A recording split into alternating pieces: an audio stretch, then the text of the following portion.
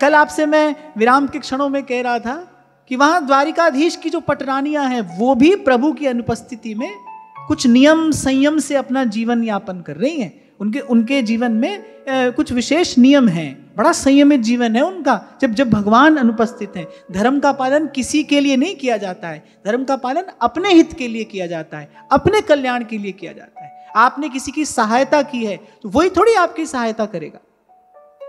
आपने किसी की सहायता की, आपने किसी का सहयोग किया, अरे आपने एक सुंदर कर्म किया है, ईश्वर आपको इसका उत्तर देगा, प्रभु आपको इसका उत्तर देंगे। स्वार्थ में लिप्त बुद्धि इस बात का विचार ही नहीं कर पाती ना। हम सोचते हैं कि भाई वो नहीं कर रहे तो हम क्यों करें, उन्होंने हमारे साथ ऐसा किया तो हम उनके साथ ऐसा क्यों करें।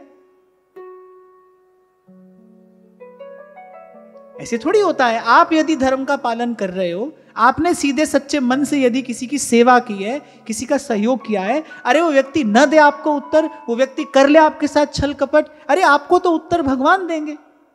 कर्म का फल कोई जीव थोड़ी देता है। कर्मण्येवाधिकारस्ते मां फलेषु कदाचन, भगवान कह रहे फल तो मैं देता हूं। भूल हमसे होती यही है, हम जिसके लिए कुछ कर रहे हैं उसी से ही उत्तर की इच्छा हम रखते हैं, फिर हमारा मन दुख पाता है, पीड़ा पाता है। अरे वो समर्थ होता तो उसको आपकी सेवा और आपके सहयोग की आवश्यकता ही क्यों होती। यदि वही समर्थ होता तो आपकी सेवा की आवश्यकता क्यों होती। धर्म का पालन तो अपने लिए किया जाता है। जैसे कल मैं आपसे कह रहा था ना कि उसे एक माता ने फेसबुक पर मैसेज किया, अरे आप सारे नियम हम ही को पढ़ा रहे हो, हमारे लिए सब कुछ है। अरे भाई आपके लिए नहीं है, आपके कर्तव्य का आप पालन करोगे, ईश्वर आपको उत्तर देंगे। आप अपने धर्म पर बने रहोगे, आपका जीवन सुंदर बनेगा, आपके जीवन में ओज तेज होगा, हर्ष उत्साह होगा।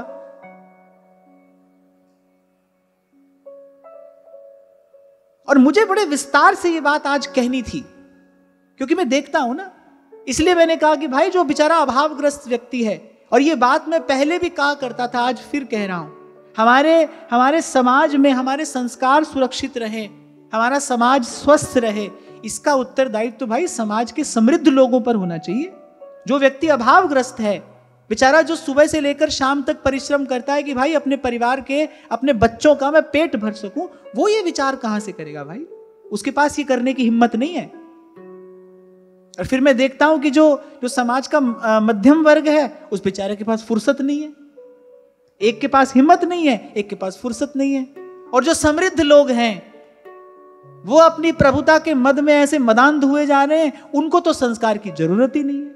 उनको लगता है हमको जरूरत ही नहीं है, हमारे पास तो सब कुछ है, हम तो भगवान को जेब में रखे घूमते हैं। कोई भी एक संस्था, कोई भी एक संघ, कोई भी ऐसा कोई विशेष समूह कैसे पूरे समाज को सुधार सकता है भाई।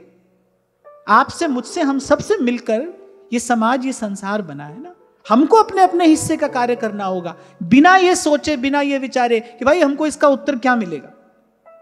इसलिए कुछ दिन पहले मैंने आपसे कहा था, सेवा उपकार समझकर नहीं की जाती है, सेवा कर्तव्य समझकर की जाती है। अरे करने योग्य हो तो कर रहे हो, भगवान ने स्वस्थ शरीर दिया है, भगवान ने कुछ साधन दिया है, भगवान ने ऐसा मन दिया है, तभी तो कर रहे हो सेवा। ऐसे कौन करता है।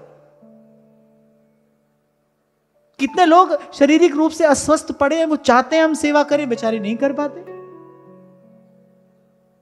वो चाहते हैं हम सेवा करें, लेकिन वो नहीं कर पाते क्योंकि शरीर साथ नहीं देता। कोई बेचारा किसी की सेवा सहयोग करना चाहता है, उसके पास में साधन नहीं है।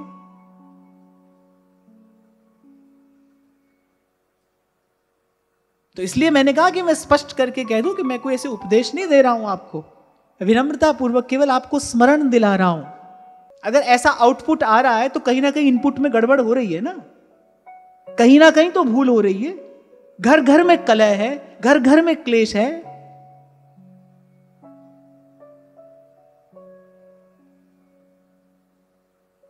पहले बेटी को विदा किया जाता था गीता, भागवत, रामायण की पुस्तक देकर। पहले बेटी को विदा करता था ना परिवार, तो माता पिता, उसके घर का कोई संबंधी, कोई सुहृद उसके हाथ में ऐसी कोई पुस्तक देता था, सदग्रंथ देता था कि बेटी इसके आश्रम में रहना, इससे तुझे विचार मिलेगा, इससे तुझे संस्कार मिलेगा। आज ये कहकर भेजते हैं उसके, तू किसी से कम नहीं है, किसी की सुनने की आवश्यकता नहीं है, किसी की मत सुनना, किसी की मत सुनना, और जब मन करे तब आ जाना, बेटा बेटी सब बराबर हैं, ये दरवाजा तेरे लिए सदा खुला है। इसका परिणाम देखो समाज में क्या आ रहा है, कितनी विकृतियां, कितना मैला कुचैला जीवन हो गया।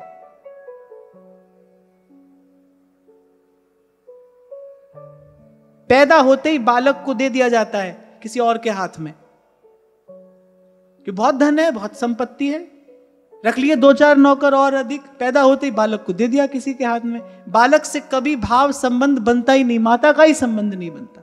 माता के हृदय में बालक के प्रति जो वात्सल्य, जो करुणा होनी चाहिए, वो कभी उत्पन्न ही नहीं होती। एक और बात मैं आपको बता दूं, ये जो समाज की, परिवार की संरचना है ना, ये हमको ठोकने पीटने के लिए है, हमारे जीवन को एक आकार देने के लिए है कि भाई कभी संबंधों के लिए हमको अपना सुख छोड़ना पड़ेगा। इससे हमारे जीवन में त्याग की भावना आएगी, हमारे जीवन में तितिक्षा की भावना आएगी, हम सहनशील बनेंगे। ऐसी रचना थी पहले समाज की और परिवार की। और आज कभी मैं देखता हूं तो लगता है भाई देख तेरे संसार की हालत क्या हो गई भगवान, कितना बदल गया इंसान। हालांकि मैं इस विषय पर कभी बहुत अधिक नहीं कहता हूं, पर आज जब ये प्रसंग आया तो इस प्रसंग ने मुझे ये चिंतन दिया। इस प्रसंग का आधार लेकर मैंने चिंतन किया कि देखो, माता यदि गर्भ में बालक को संस्कार दे दे तो बालक का जीवन कितना सुंदर हो सकता है। उत्तरा ने भगवान से प्रार्थना करके परीक्षित को सुरक्षित किया, और कोई भी माता भगवत भक्ति का संस्कार देकर, क्योंकि भक्ति भक्त भगवंत गुरु चतुर नाम वपु एक, कोई भी माता अपने बालक को भक्ति का संस्कार देकर उसको सुसंस्कृत और सुरक्षित कर सकती है।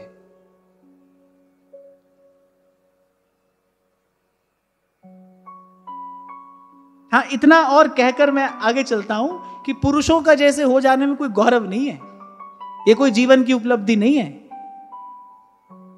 बिल्कुल भी नहीं है। प्रकृति ने आपको जो गुण दिए हैं उनका विकास करना, वो और अधिक सशक्त हो, इसका नाम तो महिला सशक्तिकरण हो सकता है। असल में हुआ क्या ना, ये भारत की भूमि इतनी बार आक्रांत हुई, इतने आक्रमणकारी यहां आए, सब आकर अपनी मैली कुचैली विचारधारा यहां छोड़कर जाते रहे। हमारे यहां कभी कभी ऐसी बात नहीं थी कि अपने अधिकारों के लिए लड़िए। क्यों? क्योंकि हमारे यहां ईश्वर पर भरोसा था। हम कहते थे अपने कर्तव्य का पालन करो, ईश्वर की कृपा से आपको अधिकार मिलेगा। हम अधिकारों के लिए झंडा डंडा लेकर लड़ते झगड़ते नहीं थे। हम भगवान पर भरोसा रखकर, धर्म की छांव में रहकर, सदाचार युक्त जीवन जीते हुए अपने कर्तव्य का पालन करते थे। अरे बीज डला है, फल आएगा कि नहीं आएगा, तो प्रकृति का अटल नियम है, इसको कौन रोक देगा, इसको कौन बदल देगा। हम अपने कर्तव्य का पालन करते थे। हमने सीख लिया कहीं से, कहीं पश्चिम से हमारे यहां पर आवाज आई, फाइट फॉर योर राइट, झगड़ते ही रहो, पूरा जीवन युद्ध बना लो और अंत में कहीं मत पहुंचो। अंत में जाकर देखो, वहां के जीवन की दुर्दशा देखो, अंत में अवसाद ग्रस्त होकर मर जाओ। इसी के लिए जीवन मिला था।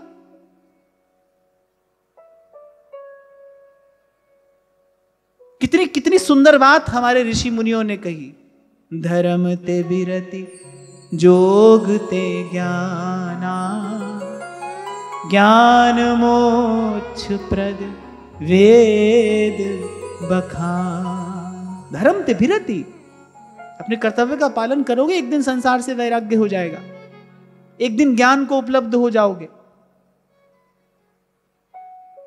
एक दिन जीवन मुक्ति का आनंद पालोगे। ऐसा बुद्धि पर पर्दा पड़ा। हुआ क्या, जब अंग्रेज आए ना, जितनी क्षति अंग्रेजों ने पहुंचाई, अंग्रेजों से पहले कोई भी आक्रमणकारी भारतीय संस्कृति का इतना अहित नहीं कर सके जितना अंग्रेजों ने किया। क्यों? अंग्रेजों ने क्या किया? अंग्रेजों ने कहा कि भाई मूल पर प्रहार करो। भारत, ये भारतवासी हजारों साल से कितने आक्रमणकारी इनको कुचलने का प्रयास करते आ रहे हैं, लेकिन कभी सफल नहीं हुए। उन्होंने विचार किया, भाई ये कारण क्या है, आखिर ऐसा क्या है इनके पास जो इनको मारने के लिए आए। बोले आज उनका कोई नाम निशान भी नहीं है और इनका धर्म ध्वज ज्यों का त्यों लहरा रहा है, आखिर है क्या इनके पास में। तो उन्होंने खूब विचार किया। उन्होंने कहा कि भाई इनका जो धर्म है, इनके जीवन में जो सदाचार है, इनके जो संस्कार है ना, वही इनकी शक्ति का स्रोत है, बोले उसको नष्ट करो। ऐसी शिक्षा पद्धति हमारे लिए बना दी, ऐसी शिक्षा पद्धति हमारे लिए बना दी, ऐसा आहार हमारा बिगाड़ दिया। हमारे तन की शक्ति गई, हमारे मन की शक्ति गई, और धन तो लूट कर ले ही गए। हमको तन से भी दुर्बल बनाया, हमको मन से भी दुर्बल बनाया, और धन तो लूट कर ही ले गए। क्या पढ़ाया जा रहा है आज? कैसा मन, कैसी बुद्धि बना दी जाती है बालक की? प्रकृति से कोई तालमेल ही नहीं है, प्रकृति से कोई सामंजस्य ही नहीं है। कहां से जीवन में ओज, तेज और बल आएगा? अरे भाई, इस भूमि पर जन्म लिया है, इसने हमें अन्न दिया है, जल दिया है, सूर्य से प्रकाश लिया है हमने, चंद्रमा ने भी हमारा पोषण किया है। प्रकृति के प्रति भी तो आपका मेरा कुछ कर्तव्य है ना, देश के प्रति भी कुछ कर्तव्य है, राष्ट्र के प्रति भी हमारा कुछ कर्तव्य है, वो भूला नहीं जा सकता है उसको। और ये सब कुछ कैसे संभव हो सकता है? पहले अपने जीवन को सुंदर बनाइए।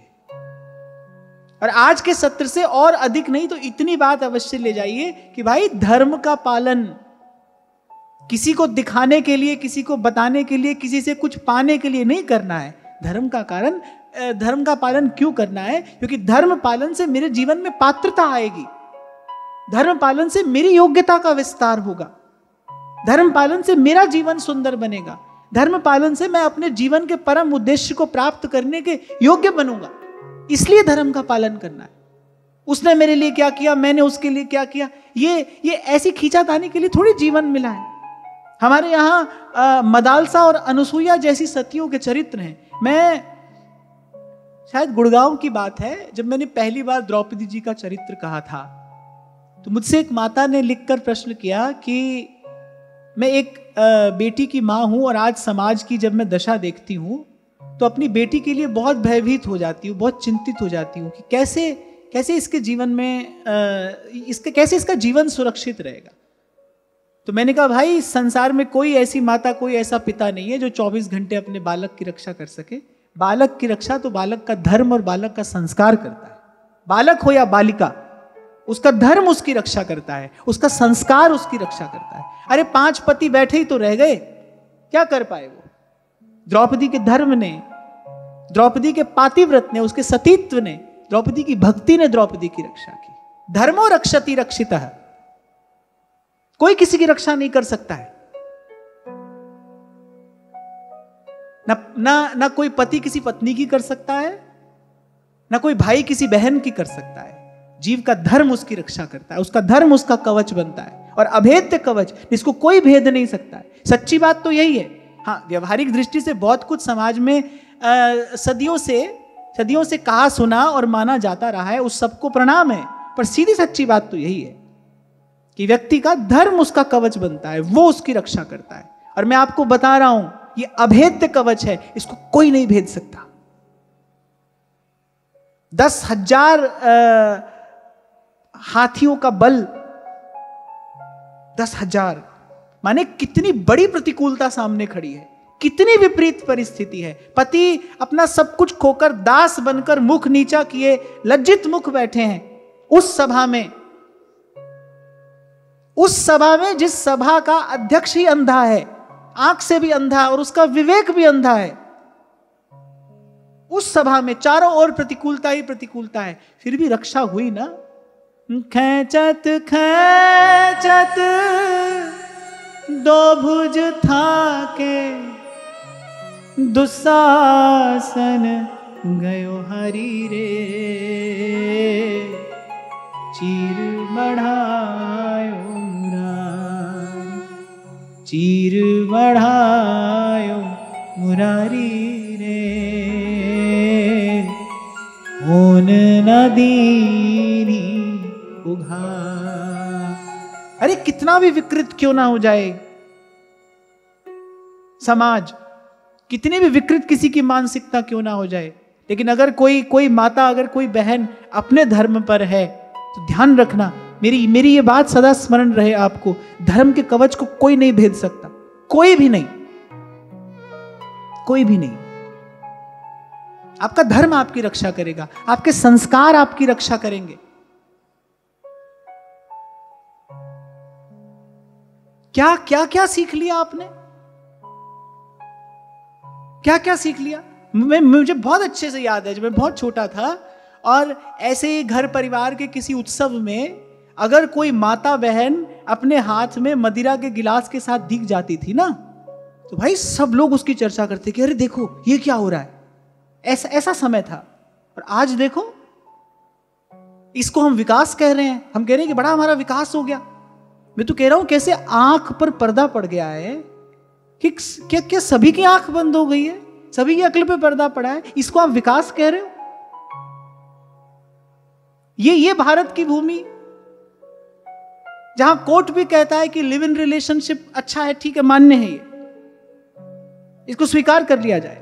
कभी सोचा है आने वाली पीढ़ी जिसको कानून की दृष्टि से ही ठीक समझेगी, उसकी उसमें गलत बुद्धि होगी क्यों? वो तो उसको ठीक समझ कर करेगी। तभी तो मैं कह रहा हूं ये जितनी जितनी क्षति अंग्रेजों ने पहुंचाई हमारे धर्म और हमारी संस्कृति को कोई नहीं पहुंचा कर गया।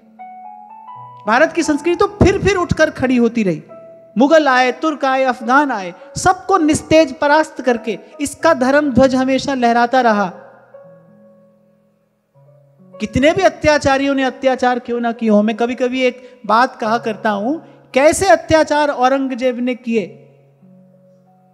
कैसे अत्याचार, हिंद की चादर गुरु तेग बहादुर, कैसे अत्याचार उन पर हुए।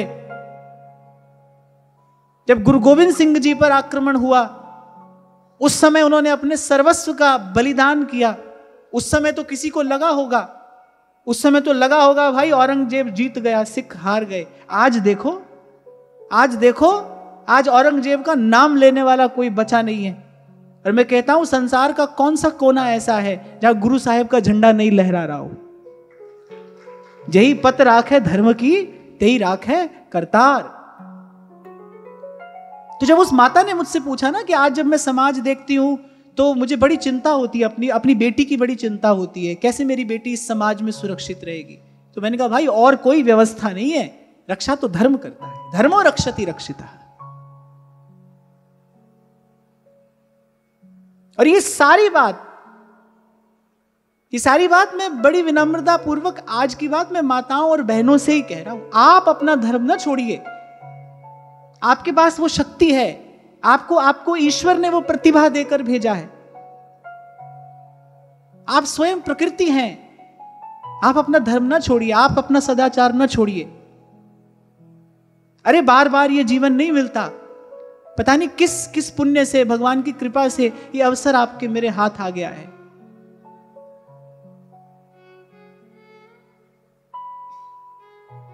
भयंकर दुख, अवसाद, निराशा और क्लेश का अंधकार है वहां जिस मार्ग पर अधर्म लेकर जाता है। भयंकर दुख, क्लेश, अवसाद, निराशा, पीड़ा, वो मार्ग देखने में बड़ा आकर्षक लगता है।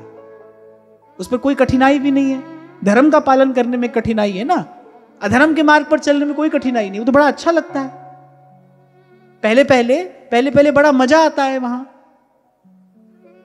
उस मार्ग पर चलने में, वो सब करने में सब अच्छा लगता है। अरे पर उसकी अंतिम गति क्या है, एक बार उसका भी तो विचार करना चाहिए। जिन लोगों से आपने सीखकर अपने जीवन को आकार दिया है ना, आप एक बार उन लोगों के जीवन की दशा और उनका जीवन कहां अंत होता है जाकर तो देखो एक बार। शरीर के सुख से अधिक भी कुछ हो सकता है, उन बेचारों को कोई सुध ही नहीं है, पता ही नहीं है कि शरीर के सुख से आगे भी कुछ हो सकता है।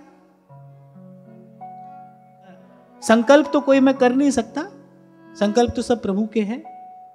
और हमारा तो एक ही संकल्प है भाई, हमको कोई संकल्प नहीं करना है, जैसी प्रभु की इच्छा होगी वैसा होगा। हाँ पर एक भक्त अपने हृदय में कोई भाव तो रख सकता है ना।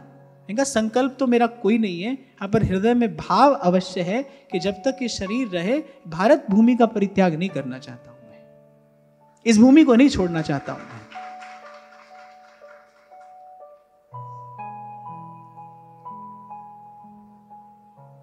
और फिर कल विराम के क्षणों में मैंने आपको संकेत किया था,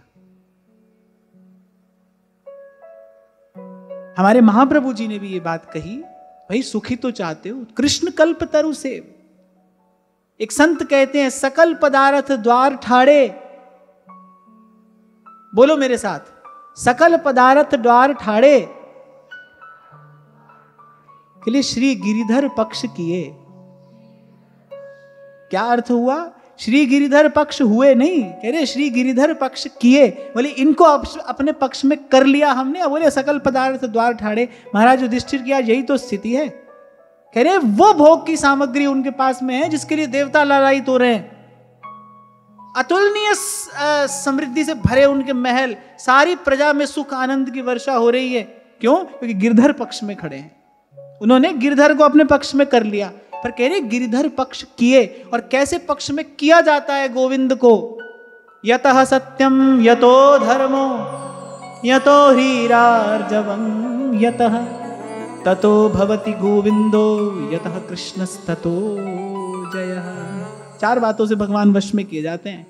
सबसे पहले सत्य, धर्म अर्थात कर्तव्य पालन, और फिर तीसरी बात कहा जहां लज्जा है, शील है, जहां आचरण की पवित्रता है, आर्जवम जहां सरलता है। अपवित्रता में कभी सरलता का दर्शन हो ही नहीं सकता।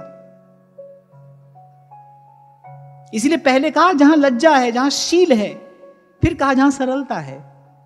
सरलता माने जहां निष्कपट भाव है, जहां कपट से मन मैला नहीं, अगर वहां गोविंद खड़े हैं, ततो भवति गोविंदो, और जहां गोविंद खड़े हैं यतः कृष्णस्ततो जयः। महाभारत का श्लोक है ये। गांधारी ने कहा दुर्योधन से, अरे मूर्ख, तू मुझसे विजय श्री का आशीर्वाद मांग रहा है। और मैंने पहले भी आपको संकेत किया था, माता गांधारी के चरित्र पर बहुत कम कहा गया है, पर अगर आप कभी महाभारत में उनका चरित्र पढ़ें तो आपको लगेगा कि भाई कैसे चारों ओर, क्या है उनके चारों ओर? धृतराष्ट्र जैसा पति है, मोआंध, ज्ञान विज्ञान शून्य, पुत्र के मोह में अंधा पति है, और निरंतर कुमार्ग पर जाने वाले पुत्र हैं। संत तो कहते हैं जैसे भांग के पौधों में तुलसी का पौधा होता है ना, चारों ओर भांग के पौधे हो, बीच में एक तुलसी का पौधा हो, फिर ऐसे गांधारी का जीवन है। और मैं कहता हूं चारों ओर सब अनुकूलता हो, संस्कारी लोग हो, फिर भजन करना आसान है। पर चारों ओर प्रतिकूलता हो और अपना जीवन पवित्र रहे, इसके लिए तो भाई मुझे लगता है और ऊंची योग्यता चाहिए, और ऊंची योग्यता। डर गए थे भगवान भी, मैंने अभी आपसे कहा ना, 2 लोगों से भगवान डरते हैं, तपस्वी ब्राह्मण हो और पतिव्रता स्त्री हो। नहीं डरते तो क्यों रात को उठकर आते अपने शिविर से? दुर्योधन जा रहा था, माता गांधारी ने कहा कि बेटा निर्वस्त्र होकर मेरे सामने आ जाना। डर गए भगवान, बोले अगर ये चला गया तो बोले जो सारी बाजी हमने खेली, बोले सबके सब हार जाएंगे हम, फिर दुर्योधन को कोई मार नहीं पाएगा, क्योंकि भगवान पतिव्रता के तेज की महिमा जानते हैं। गांधारी के पास कैसा तप है, कैसा तेज है। यदि मेरा पति संसार नहीं देख सकता है, मैं नहीं देखूंगी। और मैं फिर कह रहा हूं, धृतराष्ट्र ने उत्तर नहीं दिया गांधारी को, गांधारी की तपस्या का। अपने धर्म पालन का उत्तर तो ईश्वर देते हैं, प्रभु देते हैं, प्रभु आपको उत्तर देंगे।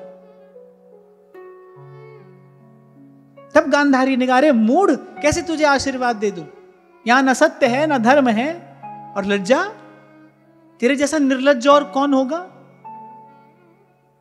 माता के समान कुल वधू के साथ, और तूने ऐसा व्यवहार किया?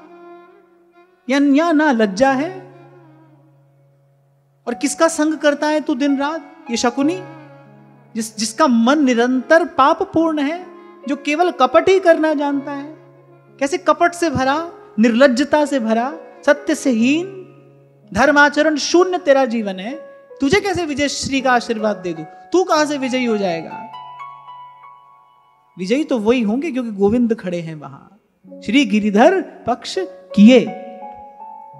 इसलिए निराश नहीं होना। कोई उत्तर नहीं दे रहा है आपकी बात का, सामने वाले का आचरण कुछ भी हो। बाबा बुल्ले शाह एक बड़ी अच्छी बात कहते हैं, कहते बुल्ले शाह ओदियां ओ जाने, सानू अपनी तोड़ निभावन दे। आप अपना काम करिए। कर्मण्येवाधिकारस्ते मा फलेषु कदाचन। भगवान कह रहे हैं भाई तू कर, तेरा उत्तर कोई और नहीं देगा, मैं दूंगा। तुझे उत्तर देने मैं आऊंगा। और जब भगवान उत्तर देने के लिए तैयार खड़े हो, यहां वहां से उत्तर मांगना ही क्यों है? प्रभु की ओर देख के अपने कर्तव्य का पालन करते हुए जाइए।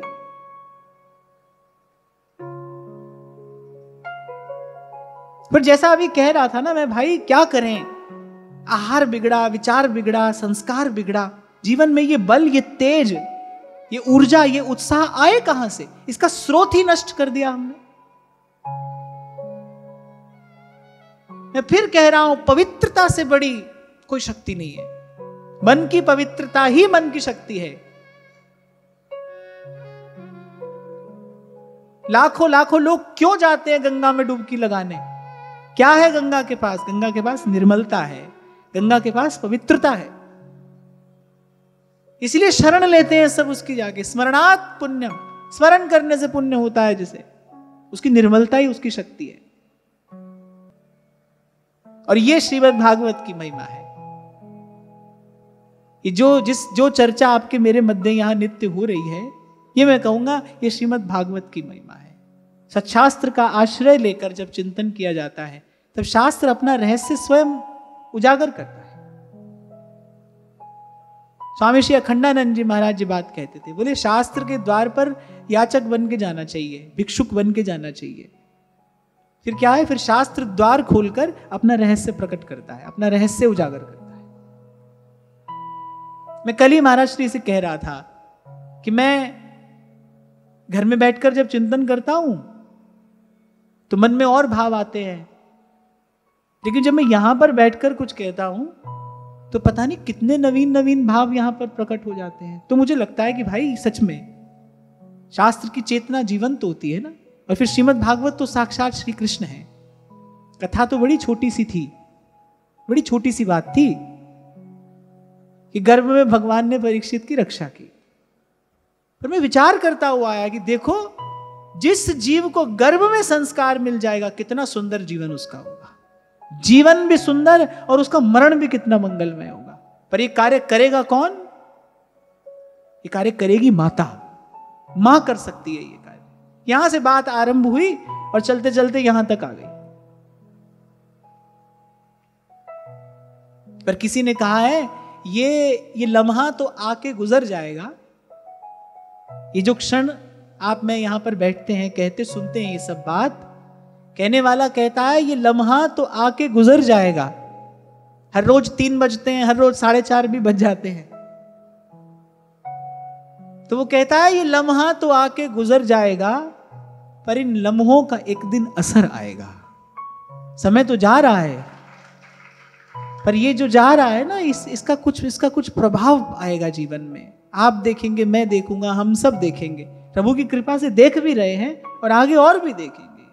इन लम्हों का एक दिन असर आएगा। अरे एक भी दीप जले, मैं कहता हूं एक दीप जले, वो लाखों दीपक के लिए संभावना बन जाएगा कि नहीं? एक दीपक।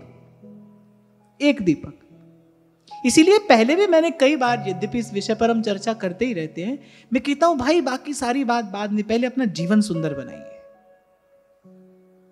आप प्रभु के हैं, आप प्रभु का भजन कर रहे हैं, आपका जीवन पवित्र हो। और उसमें भी जो माताओं बहनों का जीवन है, आपके पास तो कुल की, परिवार की, समाज की, सभ्यता की, संस्कृति की रक्षा का भार है।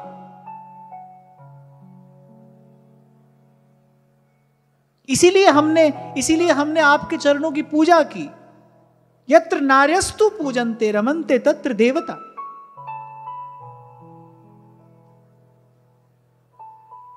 इसीलिए वर्ष में 2 बार यहां देखो, इस भूमि पर, इस भारत भूमि पर वर्ष में 2 बार किस प्रकार दिव्य भव्य रीति से शक्ति का आराधन किया जाता है।